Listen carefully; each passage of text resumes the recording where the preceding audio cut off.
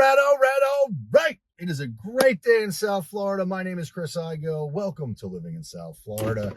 Today we are going to talk about the most prominent topic that I get from people who reach out to me, which of course is the real estate market next to crash.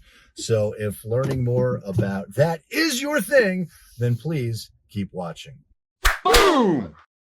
Boom, we're live. All right. So today is July 13th, Wednesday the 13th,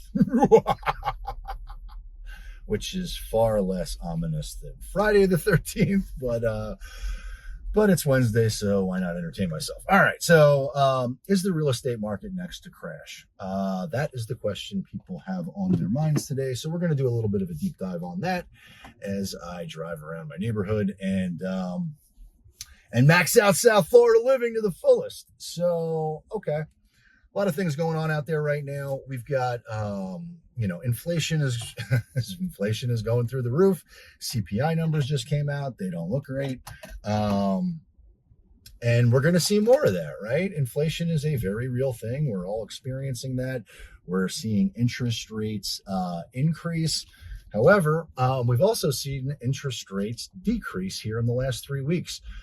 One of the things that is really relevant to understand is, and I talk about market dynamics, but right now I want to talk about the market isn't it, well, not the real estate market, the stock market, the interest rate market, the mortgage rate market, the Bitcoin market, the liquid markets that trade are anticipatory vehicles, and they price in news in real time. So, and with that, we've seen the stock market correct radically. We've seen Bitcoin get eviscerated. We've seen interest rates go up radically and then come down as they start to price in supply and demand, right? So when the Fed came out and increased their Fed funds rate, the mortgage market, the interest rate market on a mortgage went through the roof. A lot of that has to do with bond buying and a lot of different things that happen in the back end or on the back end, most of which most people don't understand. But they do understand that affordability is becoming a real factor. And I think it's going to be the linchpin that starts to move things quickly, although real estate's going to be the last one. It's going to be the last domino to fall. And what do I mean by that? Okay, so we've seen the air come out of the market in the stock market. We've seen the air come out of the market in the Bitcoin market. We've seen the air come out of the market in lots of different markets that trade high volume, and there's a lot of liquidity, right? Negative news gets factored in instantly. Well, the real estate market doesn't work that way. And what we're seeing and what is obvious to anybody who's following the market, at least here locally in my market in South Florida, but in other places too, is that there has been a tremendous bull run. There has been tremendous increases in values. And everybody knows that, right? So on a national average, it's somewhere between 15 and 20%. On a hyperlocal, in my market, it can be a lot more than that, depending on where and when you purchased your home. So all of those things need to be considered when you're analyzing the market and where you're at. But nonetheless, affordability is an issue, and we are, I am a full disclosure, I am a long-term bull on real estate. I am a long-term bull on everything. But I'm also aware that we're in a consumer-driven economy, and the economy is not in great shape. Well, how do we know that, right? There's so much bad information that's out there on YouTube and other places. How are you able to discern whether that might be true or not? Just go to a major retailer. Go to Target. Go to Walmart. Go to any big box. Go to Macy's. Walk around the mall and look around and see what you see. And I suspect what you're going to see is there are massive sales that are happening everywhere. Amazon Prime or Amazon just did another Prime Day, which they have never done before. So they do a Prime Day, but they haven't done multiple Prime Days in a year. And the reason for that is they've got too much inventory and they got to slash prices to move that inventory. And they're not alone. It's everybody or everybody in that space. They've got an oversupply, and then they've got way too many employees to facilitate that oversupply, which is why I suspect we're going to start to see layoffs. And we're seeing that. We're starting to see thought leaders and corporate executives that are out there in that space talking about we're not going to have these types of earnings misses in the future. You're going to see more of that. We're just at the infancy stage of that kind of stuff. But there's going to be layoffs. There's going to be economic pain. There's going to be a change in the economy. And we're in a recession right now. And that hasn't been necessarily acknowledged everywhere, but it will be in 6 months or a year or whenever they announce it. But a recession is defined by 2 quarters of negative economic growth. And we got that. The first month of that being true, the third quarter of after 2 consecutive negative quarters was started in July. And I've talked about that before. So that's what's happening, right? And you're going to find all kinds of different information out there, all kinds of different experts that are going to tell you all kinds of different things. A lot of them are wrong, right? There's just because somebody is out there, and I get this from the real estate industry a lot. There's all kinds of analysts that are talking about home value appreciation over the next year, interest rate predictions for the next year, and hindsight being 2020, I can promise you most of them are going to be wrong, right? That's my opinion. Nonetheless, what does that mean for you today? Well, one of the things I want to talk about right now are 2 things that I see happening as to why I believe the real estate market is definitely going to crash, but I want to go deep on what that is, right? So pretend I got a whip. I'm cracking the economic whip today, right? The economy moves slowly. The numbers are in some case leading, in some case they're lagging. But when we crack that whip, the front end of that whip is going to be the stock market. It's going to be Bitcoin. It's going to be these liquid markets that trade and instantly price in bad news. Well, whoosh, we're feeling that, right? But what we haven't felt yet is real estate. And what I expect we're going to see here, and we haven't seen it yet, is, well, let me go back. The government has done all kinds of things to stimulate the economy, right? And we are going into an election cycle. So there is no politician out there that wants to detonate the economy. It's not an electable position. They don't want that. That's not a campaign you're going to run on and have much success. So what can they do to stimulate the economy without printing new money, right? Because God forbid that happens. That's, stimulus checks, this, that, and the other. I don't believe that's the right solution. But they got to get inflation under control. So what can they do to keep the musical chairs game playing, going, and not have the market tank? Well, they can stimulate the market. Well, how can they stimulate the market? Well, right now, a lot of people have talked about this market is very different than 2008. Yeah, it is. The lending standards have changed, and they are far more restrictive than they were in the past, and they are far more prudent than they were in the past. And those things are true. The lending standards are very different. So we're not going to see the same thing that we saw in 2008, but the consumer is in a much worse position today than they were in 2008. That's a fact. Now, there are markets within markets. There are buyers that are different in every marketplace, and not everybody is going to feel the pain the same way. However, a lot of people are living above their means. And when the appreciation of real estate either goes flat or goes backwards. It doesn't have to be a massive crash, it could just be a small correction. But when those consumers are feeling the pain, the economic pain that exists, and they can't go out there and sell their home for a 25% premium to where they bought it, and they're now in trouble, they're going to have to make hard choices. And if they find themselves behind in payment, the first thing that it's going to go is that house. So we haven't seen any foreclosures really in the market at all because real estate prices have gone through the roof and they continue to go higher. Well, if the music is still playing, people don't have to scramble for a chair. But as soon as the music stops playing, they do.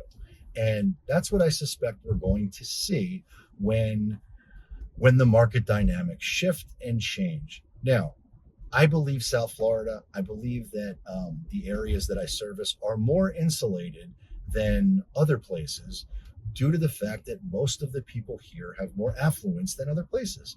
But it's not going to be universally true. There's a lot of people who have high incomes that are living above their means. And if you make $1 million and you spend $1.1 million, well, then you're negative 100. So there's a lot of people like that are in this market. And that's not what I want to see. That's not what I wish on anybody. But when the music stops playing, people got to run for chairs. And I suspect we're going to see that. All right, so let's get a little bit more granular as to what I think we're going to see, because I talked about the government. I talked about how they're going to try to stimulate the market and keep the music playing. How can they do that if they can't print money and they can't provide direct stimulus? Well, what they can do is that as they can create new products that don't exist right now. So right now, the government, the FHA loan standards are whatever they are, but they could create a new product which is a 30-year or if God knows what they could come up with. I don't know what the product will be. I don't know what the interest rate on that property will be. It could be no money down. It could be a million different variables, but they haven't done that yet. I can almost guarantee that the government through FHA will do something to create a product that will allow for the music to continue to play, which will allow for more buyers who right now are maybe priced out of the market to get back into the market. And that's going to inevitably, that is going to happen because no politician wants the music to stop on their watch.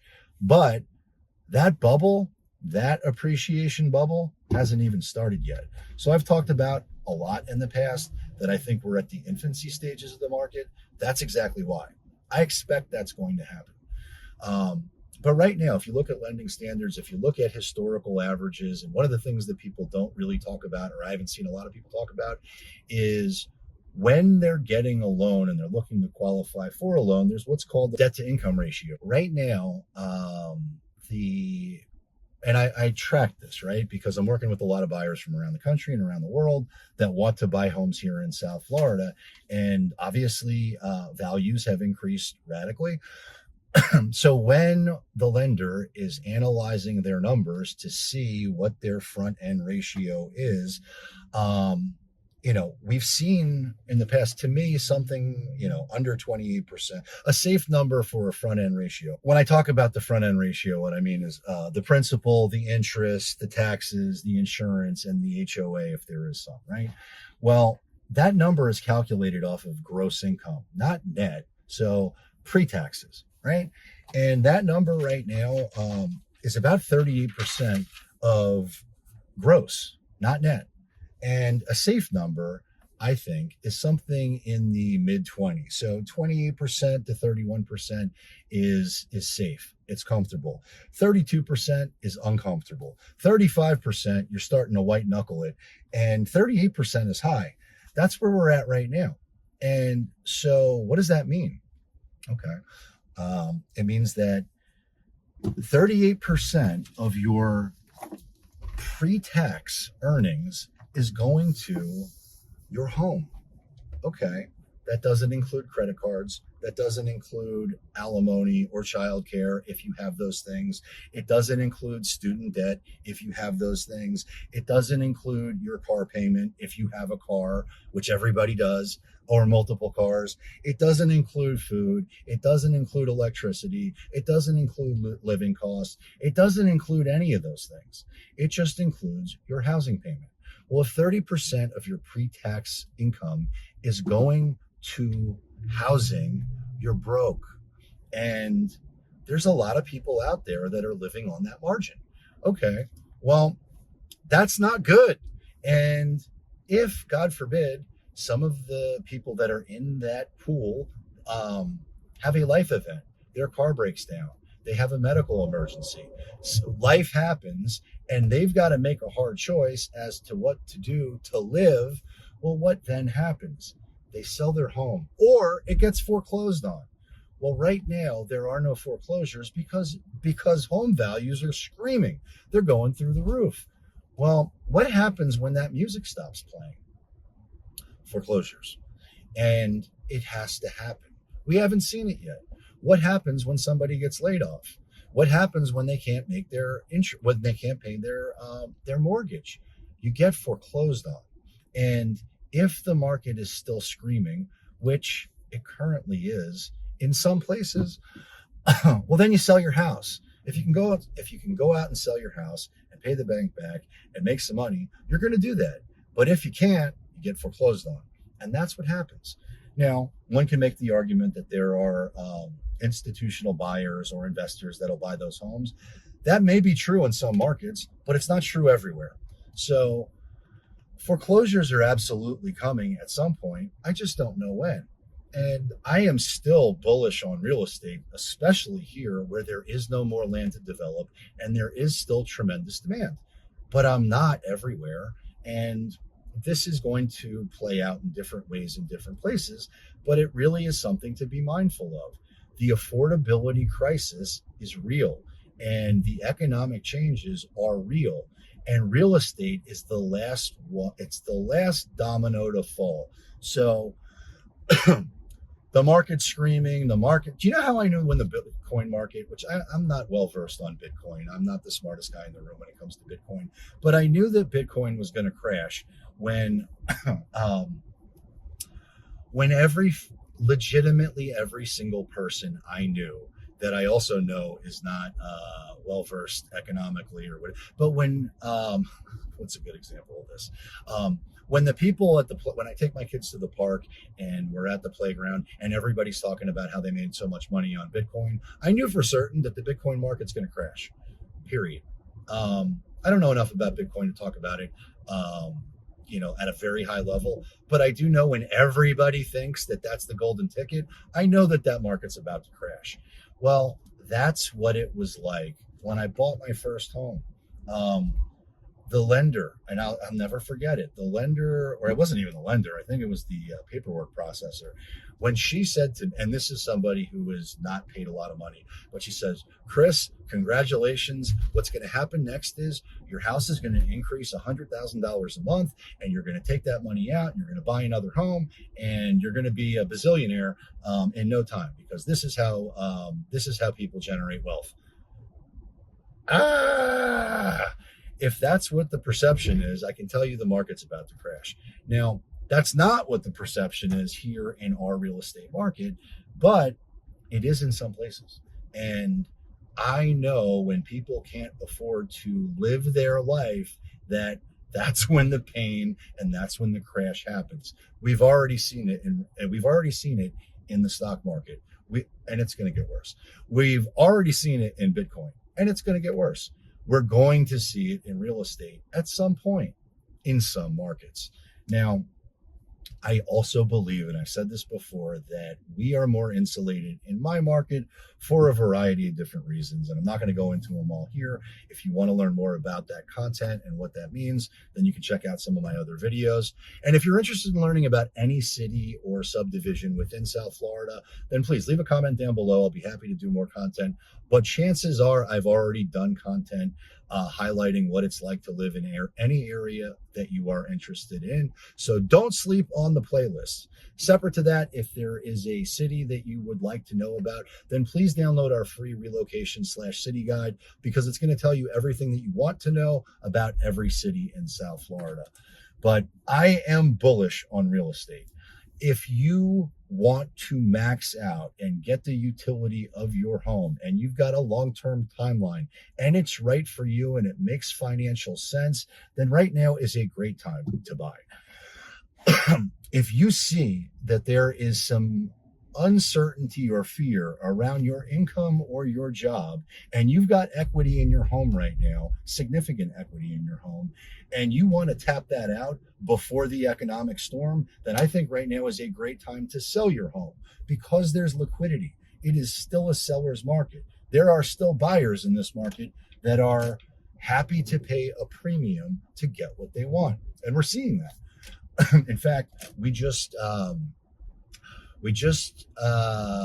represented a buyer where we wrote a contract on a home that was right around $750 in West Boca. Now, this particular neighborhood is 30 years old. The highest sale in that neighborhood was $550. Now, I will say the home that we were writing a contract on is completely updated, completely upgraded. It is the most superior product by far. But $750, I told my buyers, I said, hey guys, just so you know, you're paying a massive premium versus the last sale. So if you're comfortable with that and it's what you want and it's turnkey and it's gorgeous and it checks all the boxes and you're happy with that decision, then I'm happy to write the contract. But just be aware of that. That is a fact. And they said, yeah, no, we're good with that. Okay, cool. So we wrote it up. And what did we find? They had 5 other contracts with far better terms on this same home. So when people talk about the market dynamics that exist and they talk about the fear that exists, you got to know your market, because I advised prudence and caution based on the appreciation that I saw in that neighborhood and this high price point relative to it. And yet there were at least 5 other buyers that were willing to do much more in order to get that home. What does that tell me? That demand in my market is still very strong. Now, that's not every market, and it's not every market in South Florida. There are certain markets within markets that are going to be much more desirable and much more in demand. So it is critical that you work with a real estate professional that knows what they're doing so they can advise you the right way. And that's what we did with this particular buyer. And we're on to the next one, because the truth is they can't afford to go to the price point that the other buyers were willing to. But it's okay, because they got choices. There's a lot more inventory that's on the market relative to 3 months ago, 6 months ago. And that's going to continue to be the case here in my market. So if you're even thinking about moving to or living in South Florida, you've got to give me a call, text, DM, send a carrier pigeon, a smoke signal, by any means necessary, because we've got your back when it comes to moving to or living in South Florida. And until next time, peace. And before I go, check out this next video up here, because you will absolutely love it.